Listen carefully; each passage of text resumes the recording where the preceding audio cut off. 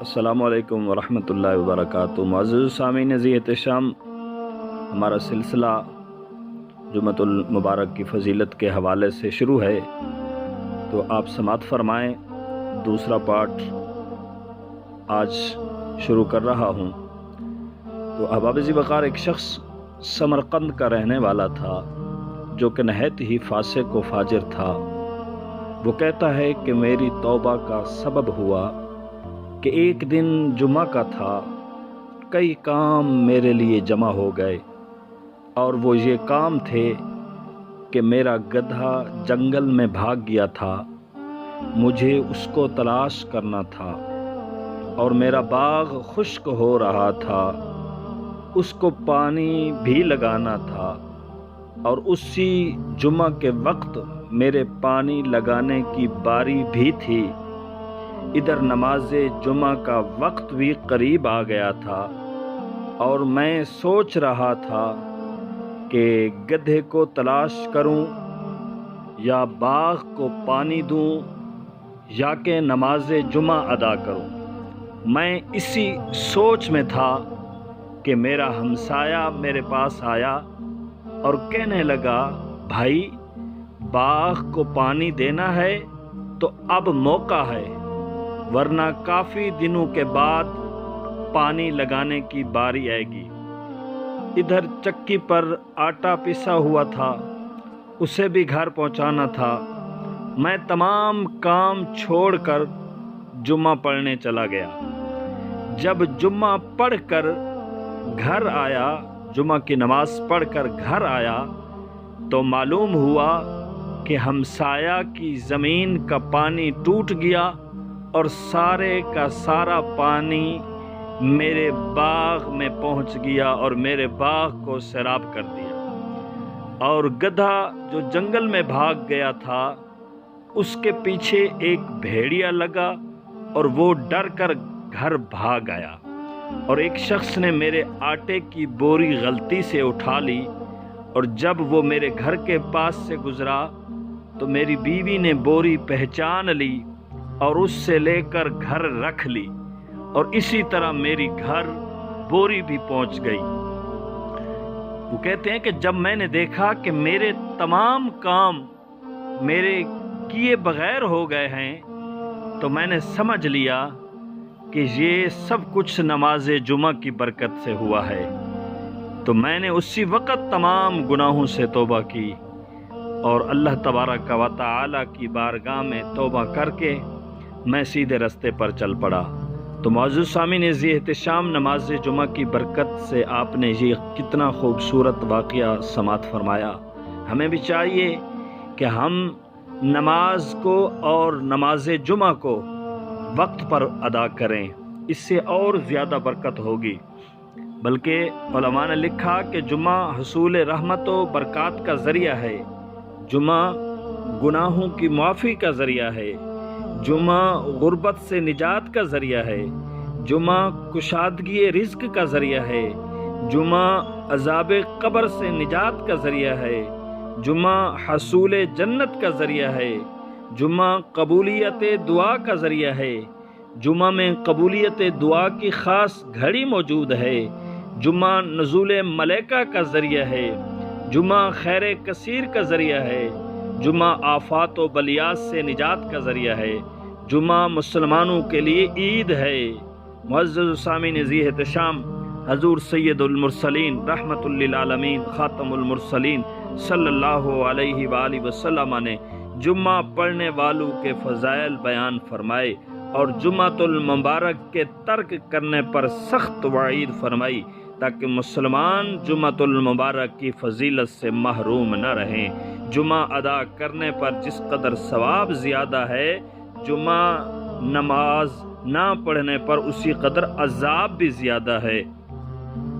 معزز سامعین ذی احتشام، حضرت ابن عمر اور حضرت ابو ہریرہ رضی اللہ تعالی عنہما سے روایت ہے کہ ہم نے رسول اللہ صلی اللہ علیہ وآلہ وسلم سے سنا، آپ ممبر کے زینے پر ارشاد فرما رہے تھے کہ البتہ قوم اپنے جمعہ کو چھوڑنے سے باز آ جائے، یہاں تک کہ اللہ تبارک و تعالی ان کے دلوں پر مہر لگا دے گا، پھر وہ غافلوں سے ہو جائیں گے۔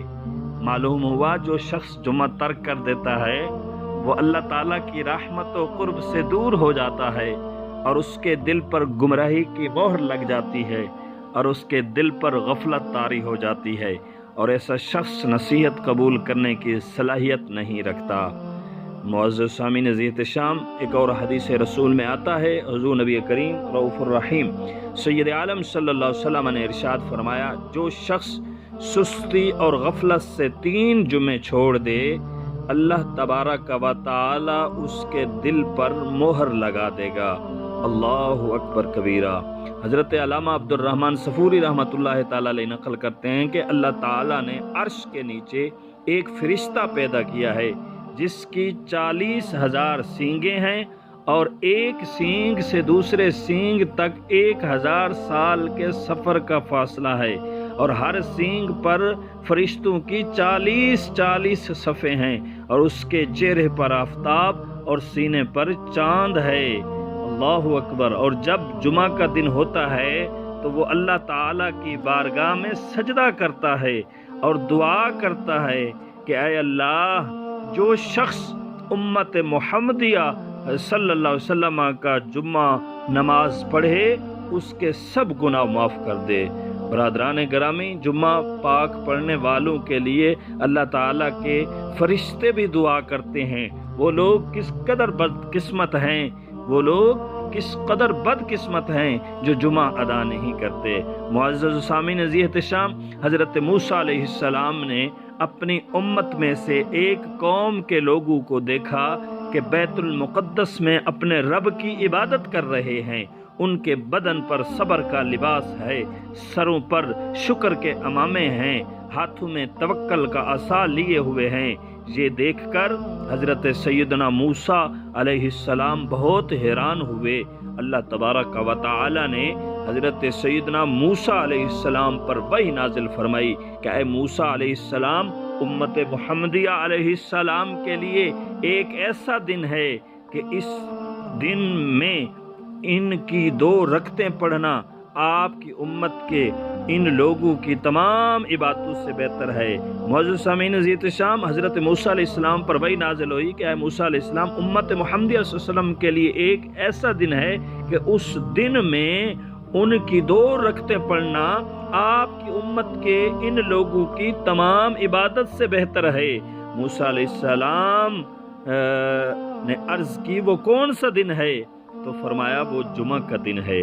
معزز سامعین عزیز احتشام، خوش نصیب ہے وہ شخص جو نماز جمعہ ادا کرے، خوش نصیب ہے وہ شخص جو نماز جمعہ ادا کر کے رحمتیں اور برکتیں سمیٹ لے، اور بد نصیب ہے وہ شخص جو نماز جمعہ ادا نہ کرے۔ بدبخت ہے وہ شخص جو نماز جمعہ ادا نہ کر کے رحمت خداوندی سے محروم رہے۔ معزز سامعین عزیز احتشام، حضرت ابن مسعود رضی اللہ تعالی عنہ سے مروی ہے کہ نبی کریم صلی اللہ علیہ وسلم نے اس قوم کے بارے میں فرمایا جو لوگ جمعہ سے پیچھے رہ جاتے ہیں، جنہیں نماز جمعہ نہیں پڑھتے، تو نبی علیہ السلام نے فرمایا کہ میں نے ارادہ کیا ہے کہ ایک مرد کو حکم دوں جو لوگوں کو نماز پڑھائے، اور میں ان لوگوں کے مکانات جلا ڈالوں جو جمعہ سے پیچھے رہ جاتے ہیں۔ اللہ اکبر کبیرہ، اللہ اکبر کبیرہ۔ ایک اور حدیث شریف میں آتا ہے، حضور نبی کریم رؤوف الرحیم سید عالم صلی اللہ علیہ وسلم نے ارشاد فرمایا کہ جو شخص بلا ضرورت جمعہ چھوڑ دے تو اس کو ایسی کتاب میں منافق لکھ دیا جاتا ہے جو نہ مٹایا جاتا ہے اور نہ ہی بدلا جاتا ہے۔ اللہ اکبر کبیرہ۔ معزز سامعین عزیز احتشام، علماء نے لکھا ہے کہ جمعۃ المبارک انتہائی فضیلت و اہمیت کے دن ہے، اور اس دن نہایت اہم واقعات بھی منظر عام پر آئے۔ اسی دن یعنی کہ جمعہ والے دن انبیاء علیہ السلام کا نکاح بھی ہوا، جن میں سے حضرت سیدنا آدم علیہ السلام کا حضرت حوا سلام اللہ علیہ سے ہوا، حضرت سیدنا یوسف علیہ السلام کا نکاح حضرت سیدہ زلیخا سے ہوا، حضرت سیدنا موسیٰ علیہ السلام کا نکاح حضرت سیدہ صفورہ رضی اللہ تعالیٰ عنہ سے ہوا، حضرت سیدنا سلیمان علیہ السلام کا حضرت بلقیس سے نکاح ہوا، اور آقا کریم سید عالم صلی اللہ علیہ وسلم کا نکاح حضرت سیدہ خدیجۃ الکبریٰ رضی اللہ تعالی عنہا سے ہوا، اور حضور نبی کریم صلی اللہ علیہ وسلم کا نکاح حضرت سیدہ عائشہ صدیقہ رضی اللہ تعالی عنہا سے ہوا، اور سیدنا علی المرتضیٰ شیر خدا رضی اللہ تعالی عنہ کا بھی حضرت سیدہ فاطمہ الزہرا رضی اللہ تعالی عنہا سے جمعۃ المبارک کے دن کو نکاح ہوا۔ یہ علماء نے لکھا ہے۔ اس کے علاوہ یہ واقعات بھی جمعۃ المبارک ہی کو ظہور پذیر ہوئے کہ سیدنا آدم علیہ السلام کی تخلیق بھی جمعۃ المبارک کو ہوئی، حضرت سیدنا آدم علیہ السلام کی وفات بھی جمعۃ المبارک کو ہوئی، سور بھی جمعۃ المبارک کو پھونکا جائے گا، جمعۃ المبارک کو ہی نفخہ یعنی دوبارہ سور پھونکا جائے گا۔ اللہ اکبر کبیرہ۔ معزز سامعین احتشام، ایک بہت خوبصورت واقعہ آپ کی خدمت میں لایا ہوں، آپ سماعت فرمائیں گے تو انشاءاللہ تعالیٰ آپ کو سکون ملے گا۔ حضرت ابو لیث رحمۃ اللہ تعالیٰ علیہ فرماتے ہیں کہ میں نے اپنے والد سے سنا، وہ فرماتے ہیں کہ ہمیں یہ بات پہنچی کہ اللہ تبارک و تعالیٰ کے ایک نیک صالح بندے تھے جن کا نام تھا حضرت صالح رحمۃ اللہ تعالیٰ علیہ۔ جمعہ کی رات کو اس ارادے سے روانہ ہوئے، حضرت صالح رحمۃ اللہ علیہ جمعہ کی رات کو اس ارادے سے روانہ ہوئے کہ وہ صبح کی نماز جامعہ مسجد میں پڑھیں گے۔ جب وہ قبرستان سے گزرے تو اپنے دل میں یہ کہا کہ طلوع فجر تک وہ یہیں ٹھہر جائیں۔ جب وہ قبرستان سے گزرے تو اپنے دل میں یہ کہا کہ طلوع فجر تک وہ یہیں ٹھہر جائیں۔ پھر وہ مقبرہ میں داخل ہوئے اور ایک کونے میں 2 رکعت نفل پڑھ کر ایک قبر کے سہارے بیٹھ گئے تو ان کی آنکھ لگ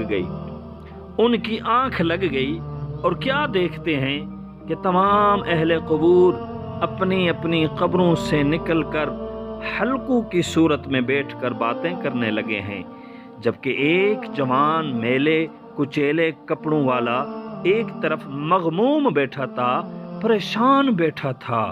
تھوڑی دیر بعد رومالوں سے ڈھکے چند طباق آئے، ہر شخص اپنا اپنا طباق لے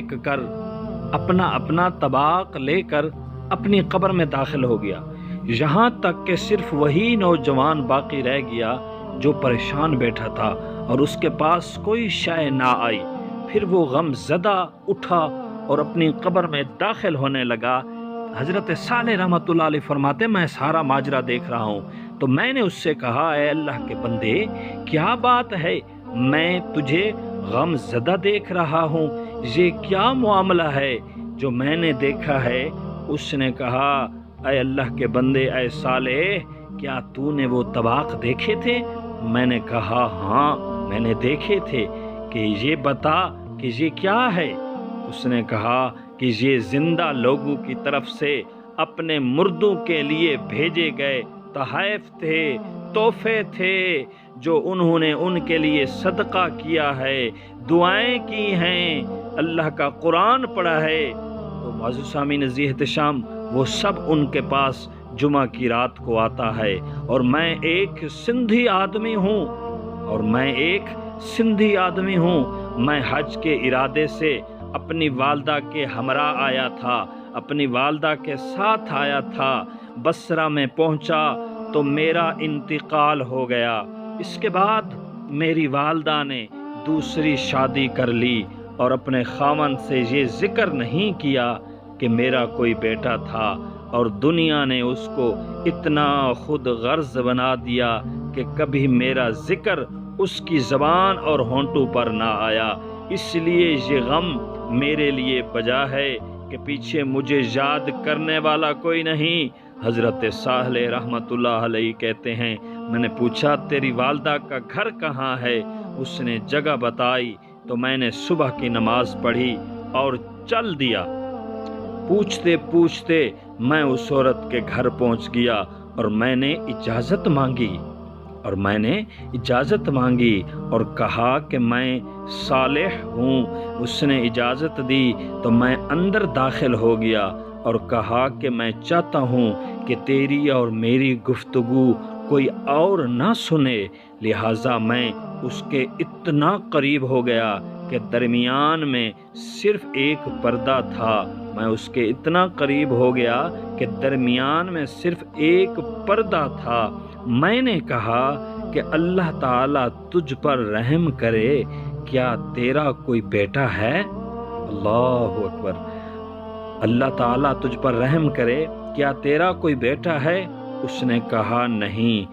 میں نے پھر پوچھا تو اس نے کہا نہیں۔ پھر اس نے ایک آہ بھری اور کہا ہاں، میرا ایک نوجوان بیٹا تھا جو فوت ہو گیا تھا۔ چنانچہ میں نے وہ قبرستان والا، حضرت صالح رحمۃ اللہ علیہ فرماتے ہیں کہ میں نے وہ قبرستان والا پورا سارا مکمل واقعہ سنایا تو وہ بہت روئی، بہت زیادہ روئی، یہاں تک کہ اس کے رخساروں پر آنسو ڈھلکنے لگے اور کہا کہ اے اللہ کے بندے صالح، میرا وہ بیٹا میرے دل کا ٹکڑا تھا، میرا وہ بیٹا میرے دل کا ٹکڑا تھا اور میری گود اس کی خوابگاہ تھی۔ پھر اس عورت نے مجھے 1000 درہم دے کر کہا کہ یہ میرے پیارے بیٹے کے لیے صدقہ کر دو، تو وہ تو میری آنکھوں کی ٹھنڈک تھا، اور اب میں زندگی کے آخری دن تک دعا اور صدقے سے محروم نہیں کروں گی۔ معزز سامعین ذی احتشام، واقعہ بڑا دلچسپ ہے، سماعت فرماتے جائیں، اور جن دوستوں نے، جن بھائیوں نے میرے اس چینل کو سبسکرائب نہیں کیا ہوا وہ سبسکرائب بھی ضرور کریں، اور میری چینل کی ہر آنے والی ویڈیو کو ضرور سماعت فرمایا کریں، مکمل دیکھا کریں، تاکہ آپ کے علم میں زیادہ سے زیادہ اضافہ ہو۔ تو معزز سامعین ذی احتشام، سماعت فرمائیں، حضرت صالح رحمۃ اللہ تعالی علیہ فرماتے ہیں کہ جب دوسرا جمعہ آیا تو میں جمعے کے ارادے سے رات روانہ ہوا اور قبرستان میں جا کر پھر میں نے 2 رکعت نماز نفل پڑھے، پھر ایک قبر کے پاس بیٹھ گیا، جس سے پہلے ساتھ بیٹھا تھا، بیٹھ گیا اور مجھے اونگ آ گئی، آنکھ لگ گئی۔ میں نے دیکھا کہ وہ لوگ نکلے تو وہ نوجوان بھی ساتھ نکلا، سب سفید کپڑوں میں خوش تھے، اور وہ نوجوان بھی سفید کپڑوں میں تھا اور خوش تھا۔ پھر میری طرف آیا اور قریب آ کر اس نے کہا اے صالح، اللہ کے بندے، اللہ تعالیٰ تجھے جزائے خیر سے سرفراز فرمائے، میرے پاس تحفہ پہنچ گیا ہے۔ میں نے اس سے کہا کیا جمعہ کے دن کو جانتے ہو؟ اس نے کہا کون نہیں جانتا، جمعہ جیسے نیک دن کو اور جمعہ جیسے نیک دن پر سلام ہو۔ حضرات محترم، آپ نے دیکھا کہ جمعۃ المبارک کی فضیلت اور یہ واقعہ ہماری زندگیوں کو بدلنے والا واقعہ ہے۔ ہمیں بھی چاہیے کہ ہمارے جتنے اعزاء، اقربا، دوست، احباب، رشتہ دار، تعلق در تعلق، ابا و اجداد جتنے بھی دنیا کو چھوڑ چکے ہیں، ان سب کے لیے قرآن زیادہ سے زیادہ پڑھ کر ان کو ملک کریں، ان کے لیے ایصال ثواب کریں۔ معزز سامعین ذی احتشام، ان کے لیے دعائیں کریں، ان کے لیے صدقہ و خیرات کریں، ان کے لیے اللہ تعالیٰ کی بارگاہ میں ان کے لیے معافی مانگیں۔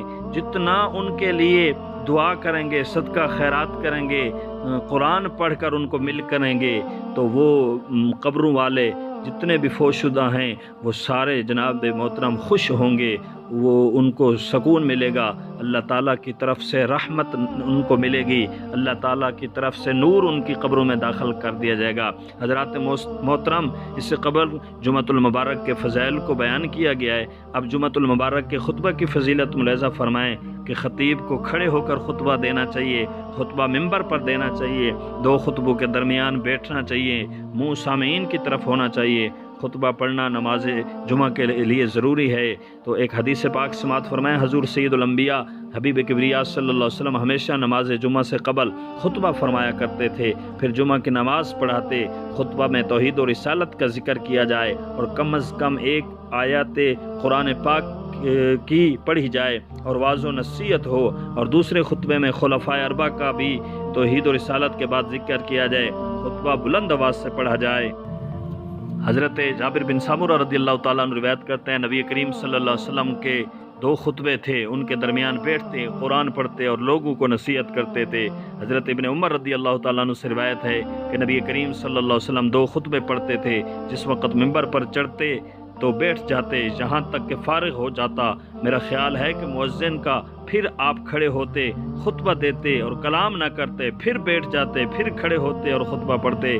اس حدیث پاک میں واضح ہے کہ منبر پر امام بیٹھے تو مؤذن اذان دے، اور جب اذان ہو جائے تو خطبہ پڑھا جائے، اور پھر بیٹھا جائے اور پھر خطبہ پڑھا جائے، یعنی دونوں خطبوں کے درمیان بیٹھنا رسول اللہ صلی اللہ علیہ وسلم کی سنت مبارکہ ہے۔ دوران خطبہ گوٹھ مار کر بیٹھنا منع ہے، دو زانو ہو کر بیٹھنا چاہیے، بلکہ حضرت معاذ بن انس رضی اللہ تعالیٰ عنہ اپنے والد سے روایت کرتے ہیں کہ نبی صلی اللہ علیہ وسلم نے منع فرمایا گوٹھ مارنے سے جمعے کے دن جس وقت امام خطبہ دے رہا ہو۔ تو معزز سامعین، نذیر احتشام، امام کے خطبہ کے وقت کلام کرنا بھی منع ہے۔